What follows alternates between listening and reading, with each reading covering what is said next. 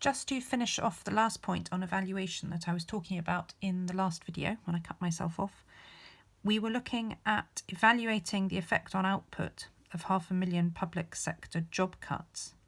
And one of the final evaluation points that you can make is that perhaps even though, as we've talked about, consumption going down, investment going down, there being cuts in government spending, it might be that this aspect, the net exports of aggregate demand, actually might go up.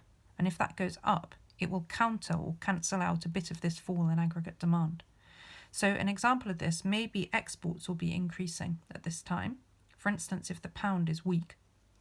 Because remember, spiced, strong pound, imports cheap, exports dear. The opposite, if we have a weak pound, then imports would be expensive, so people wouldn't import so much. So this number would be smaller here.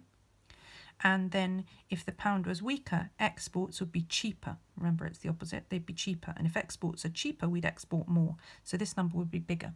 So overall, this whole number might be bigger, and that might counter the fall in AD.